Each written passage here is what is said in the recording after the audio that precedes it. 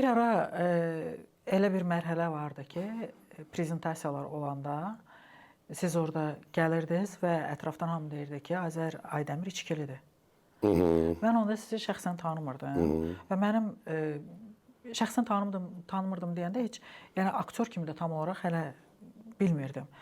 Amma mənim beynimdə və ətrafınızda olan o istənilən halda intriqa var. Nə qədər desəz ki, bizim sex, bizim nə bilim həmkarlarımız falan, o elə onlardan birinin ağzından eşitmişəm.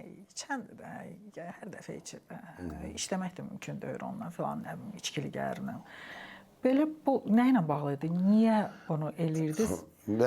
Kifayət qədər özünüzü idarə edən insansınız. Ya bu o Hikmət Rəhimovla bu bizim bir uğursuzmu, uğurlumu belə deyək bir zarafatımızın nəticəsidir. Bu təxminən 3-4 il bundan qabaq Apatiya filminin premyerasında olmuş bir söhbətdir.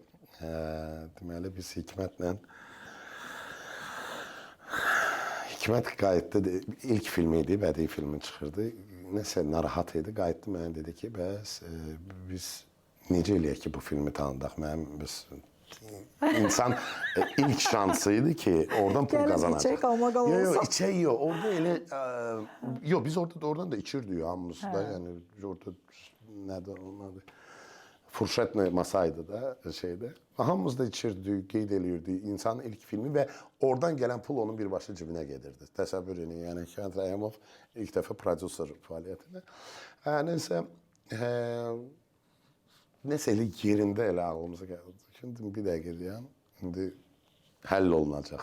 Getdik, başladıq. Bizim de jurnalistlər də dostlarımız da orada olan kim idi? Pərvizdən tutmuş Könül xanıma kimi hamısı oradaydı.